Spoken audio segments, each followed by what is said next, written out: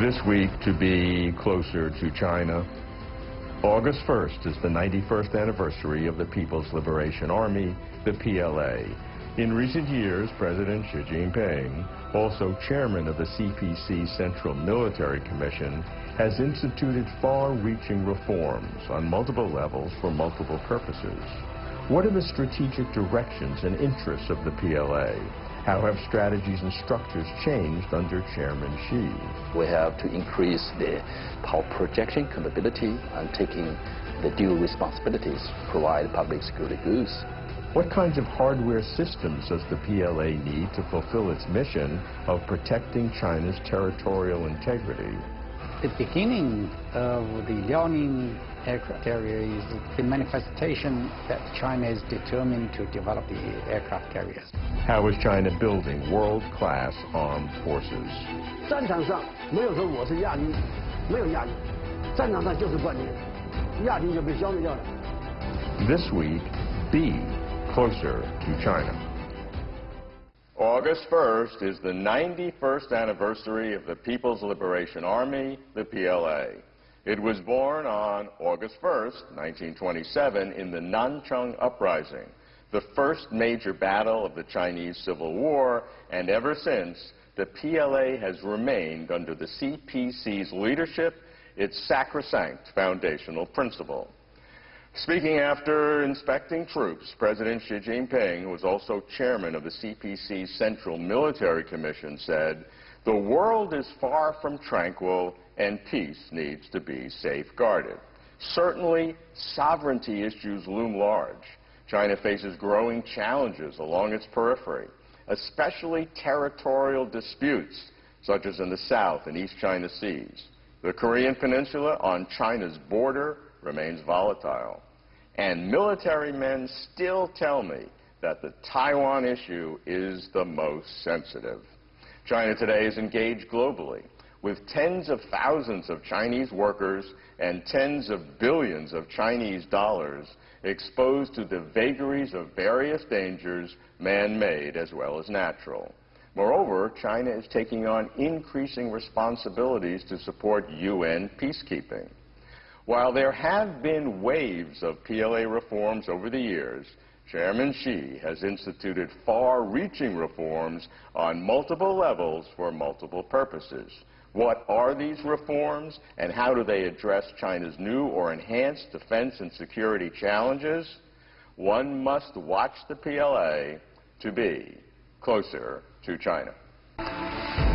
The People's Liberation Army, the PLA, has undergone its most widespread military reform since 1949, with the PLA's 18 divisions reduced to 13 and its 7 military regions reduced to 5, transitioning from quantity-oriented to quality and efficiency-oriented and stressing inter-service coordination.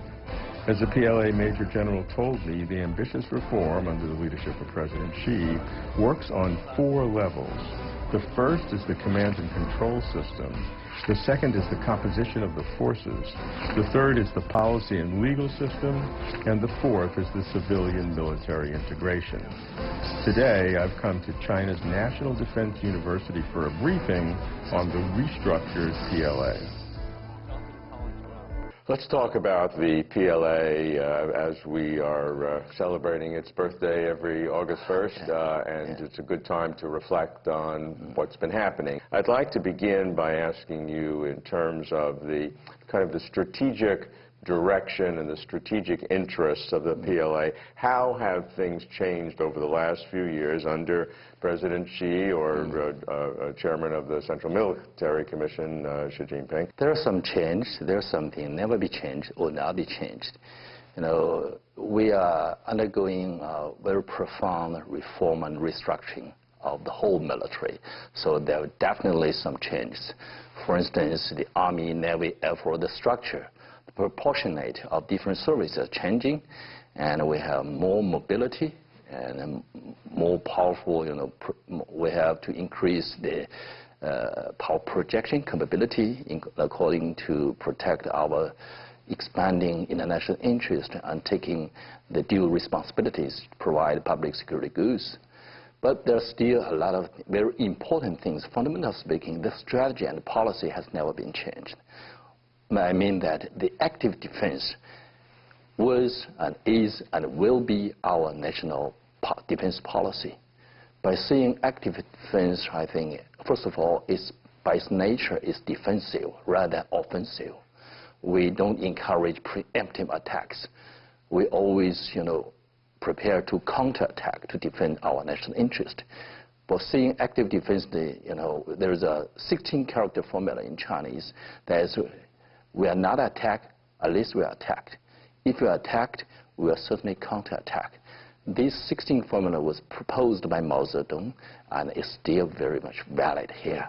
You use the term power projection, which is a technical term that militaries use in the world, but it's not something that you've heard in the past China saying that way.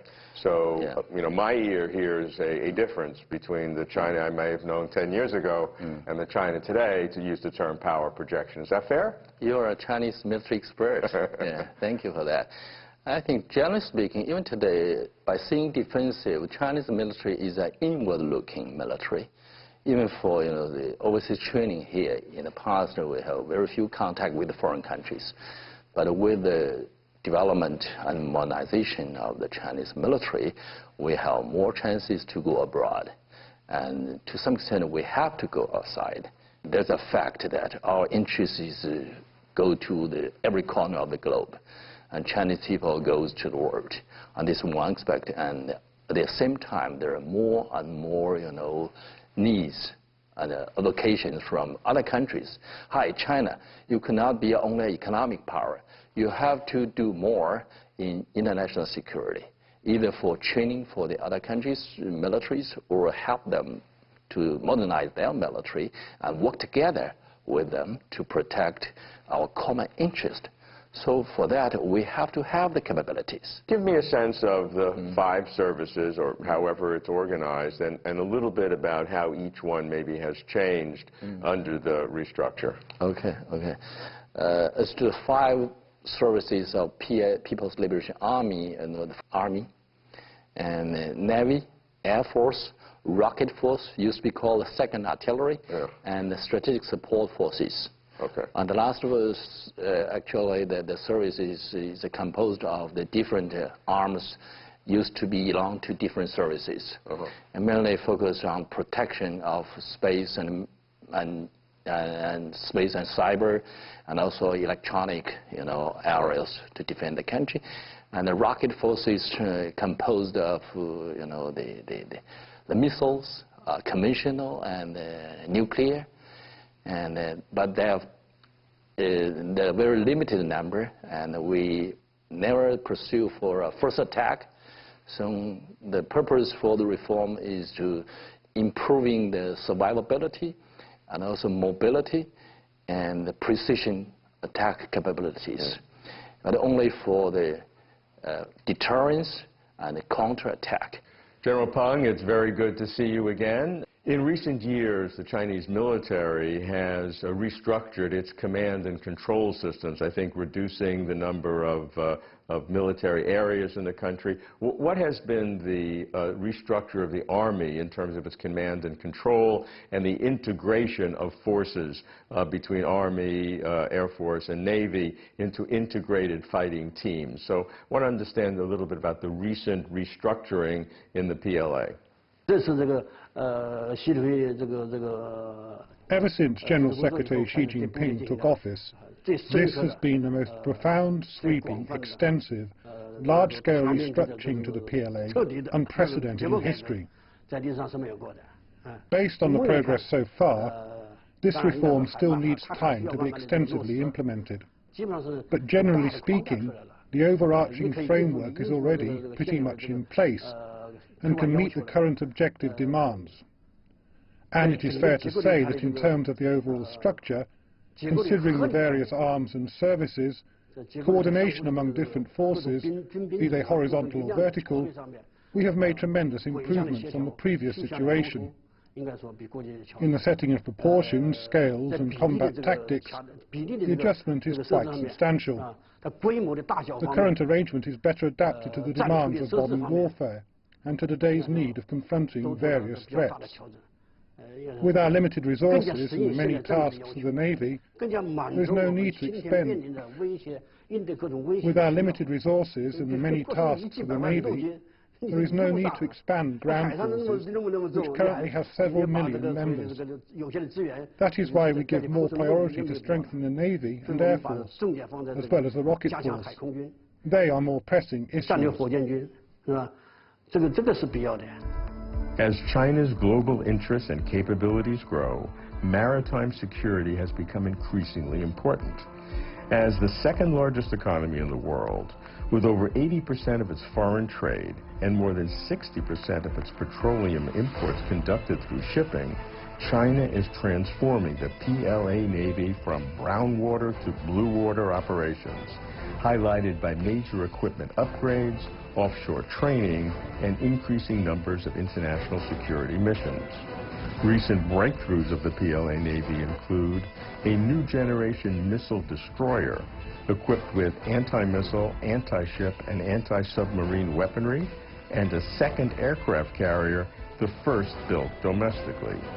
It is no exaggeration that the new PLA Navy is being transformed into the PLA's main combat force, with increasingly broad power projection capabilities to shoulder what the PLA says is the historic responsibility of the country's rejuvenation.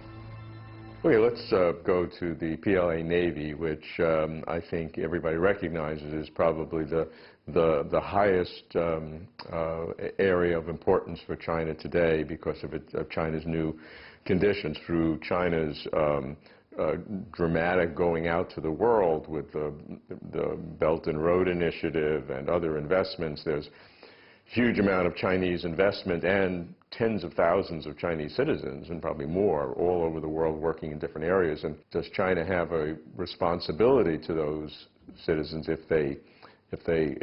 they're threatened or harm causes, even though they're in other sovereign countries? Yeah, according to the traditional theory of international relations, the country, any country, should have the capability to protect their interest wherever they extend. So I don't think the Chinese Navy has the capability, but China's Chinese Navy is developing very, very fast. We have witnessed the launch of a series of big warships. I think a lot of reasons lead to this sort of outcome. One is the fact that China was too weak. Chinese Navy was too weak. A lot of warships were inherited from the Second World War and from the Kuomintang forces when they fled to Taiwan. And these ships were made in the United States in the Second World War period. And secondly, due to the lack of the input into the military, the Navy stopped development for many years. So this is the reality again. Third one is the fact that China is developing very, very fast. It has become the second economic entity. Therefore, its role, its mission, and its common public goods provided to the world community should match the strength of China. Therefore, if we look at China, that we have provided a lot of a series of public goods to the world community. There are new emphasis in terms of each of the services, what they do. There seems to be, for example, a higher allocation of resources to the PLA Navy in terms of China's needs. What are the differences as you adapt to the new situation in the world? With regard to building the Navy force, it actually follows our overall national defense policy. The Navy, Air Force, Rocket Force and the Strategic Support Force together fulfill the national defense task of guarding for national security. They make an integrated force. In the past, we were more focused on army forces and combat preparedness on land, and didn't accord enough weight to the Navy. It's not that we did not care, rather we were not capable enough of doing so. However, in recent years, seismic changes have taken place at sea, and we are faced with much more daunting maritime tasks. So we are now giving more emphasis to strengthening our Navy, which differs from our previous practice. But essentially, our defence strategy remains defensive in nature. Frankly, considering our vast sea areas, our naval force is relatively weak, be it in terms of our fighting methods or tactics. Meanwhile, conflicts over maritime areas are much more serious than before. This time of restructuring, our naval force will have more share. Navy, we used to be the coastal water protection forces, coastal water defense. Now we try to develop more blue water protection capabilities and combine the two. On one hand, protect you near sea. On the other hand, provide protection and cooperation with other countries to protect the sea line of communication. And I think you know that the first naval fleet we dispatched to the Gulf of Aden in 2008. I think since then, Chinese military, for the overseas or the blue water protection has been practiced now, but there are more needs, to do that. Bordering 14 countries by land and 6 countries on the seas, China's land border is more than 22,000 kilometers, and its coastline is over 18,000 kilometers. China also faces international challenges. For example, the quadrilateral security dialogue among Japan, Australia, India, and the United States. The concept was re-established on the sidelines of the 2017 East Asia Summit when the Trump administration officially labeled China as a strategic competitor to the United States. Does the PLA look upon the so-called quadrilateral security dialogue among the U.S., Japan, India, and Australia as the beginning of a quasi-alliance against China or to contain China? Back in the 1950s, the U.S. encircled China with a joint force shaped like a crescent. Then there was a C-shaped ring of encirclement from west. Now we have the diamond-shaped ring of encirclement. Shapes of all sorts, assumptions and attempts of all sorts to besiege China keep cropping up. Or, we should say, undying strategic intents of all sorts. However, all end up being in vain. Who can besiege such a large country like China? Unless you have the whole world on your side, it is impossible for you to besiege China. For those countries around the Indian Ocean, they have no fundamental conflict of interest with us at all. The US has its obligation to ensure a peaceful and stable Indian Ocean, not to meddle in it. A turbulent Indian Ocean will not serve anyone's interest. Personally, I believe the Indian Ocean is of little practical value to the US besides propaganda. I have my doubts about the diamond-shaped strategy.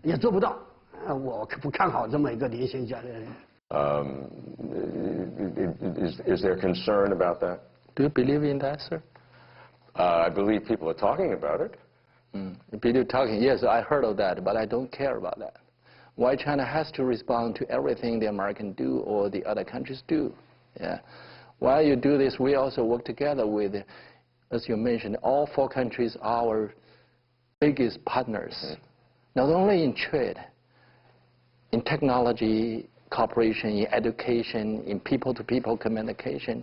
I think we have the largest potential. I think most observers would say that of all the issues between China and the U.S., I would not just say the most important issue, but I would say the only really dangerous confrontation could be over Taiwan. I think others. I agree with you. I think others could be, South China Sea. There could be some kind of conflict, but I don't see it rising to a very high level. But Taiwan is the only area that I would see that has that potential, which lets both sides be cautious for that.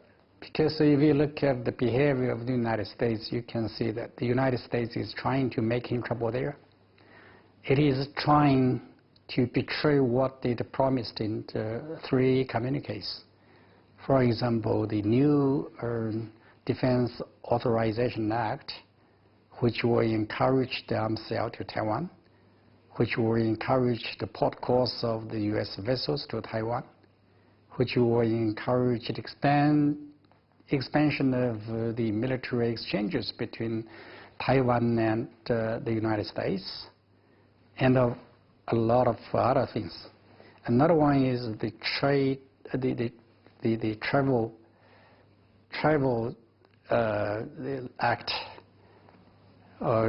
This is again a very disruptive in the relations between China and the United States.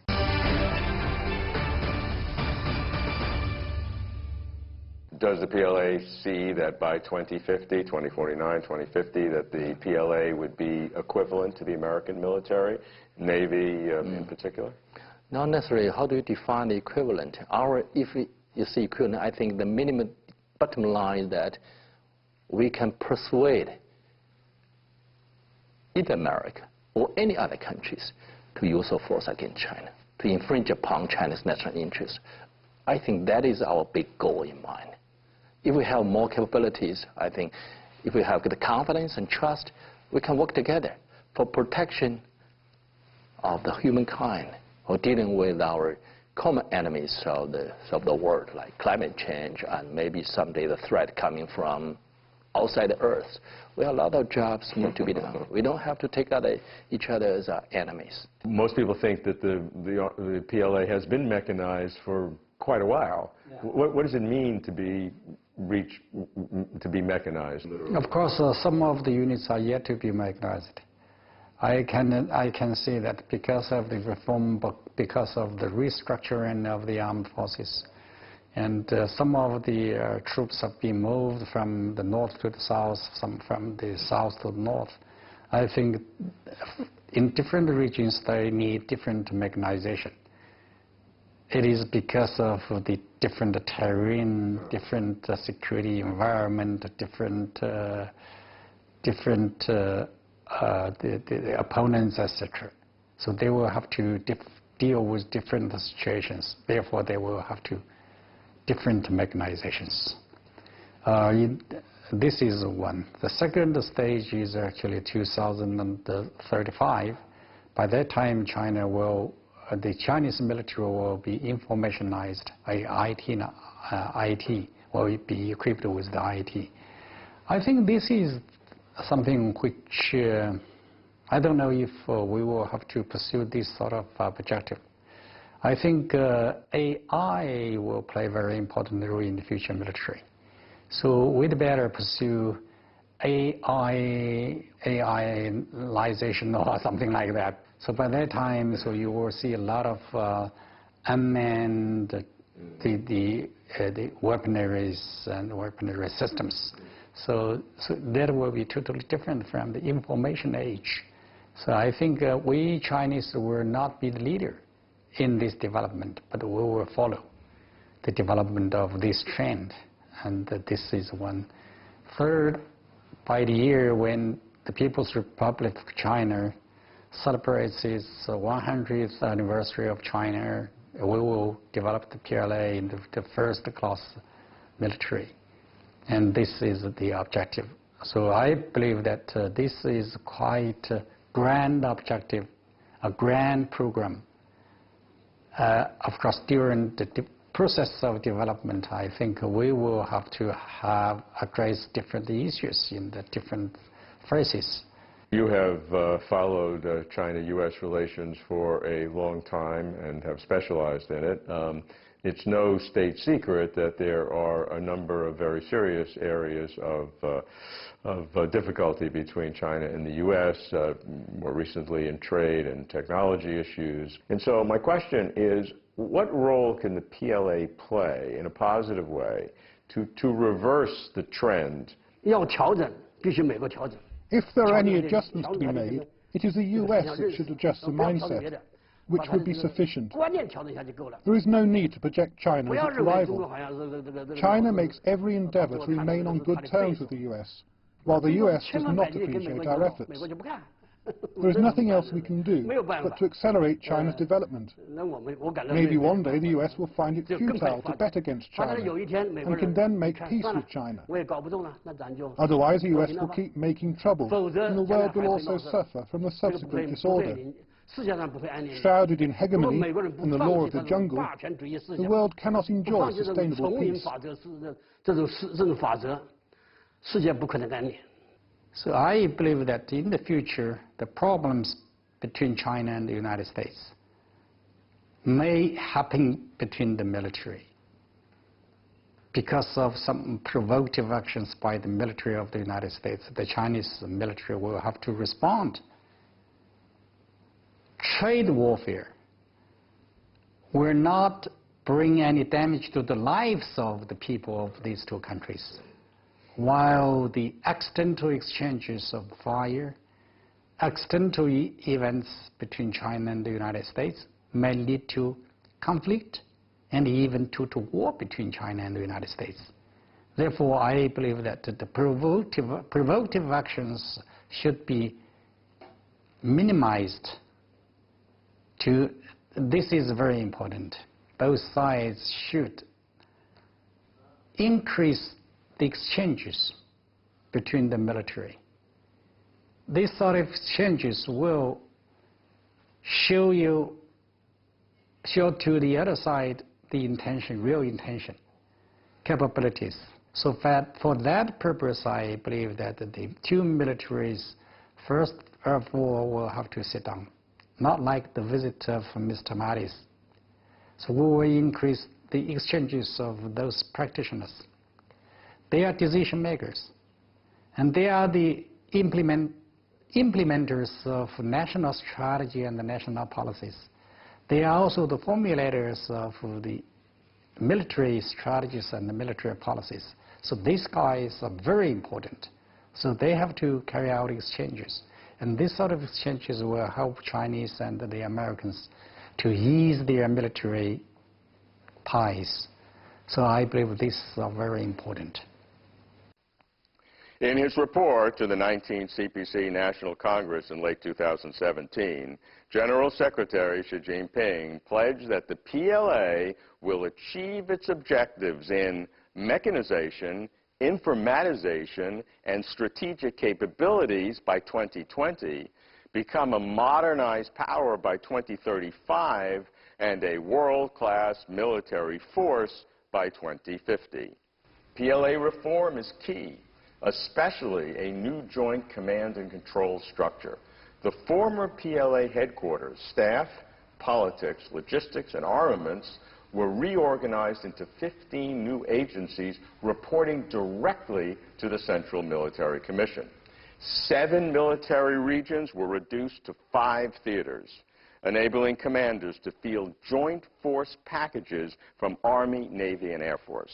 PLA ground forces were cut by 300,000 soldiers, while the PLA Navy, Air Force, and cyber capabilities are being enhanced. Working in parallel, President Xi's anti-corruption campaign has removed dozens of generals, and stressing political work intends to ensure the military's absolute obedience to the party. President Xi reiterates that China's defense policy is defensive in nature, and its military strategy features active defense with a commitment to peaceful development.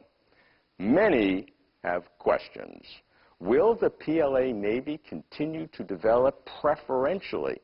And how many aircraft carrier battle groups will it require? How many overseas bases? As the PLA continues to grow, will the China threat theory also continue to grow? Finally, what does it mean that the PLA intends to become, by 2050, the world's leading military forces under new circumstances? Watching the PLA develop keeps us closer to China.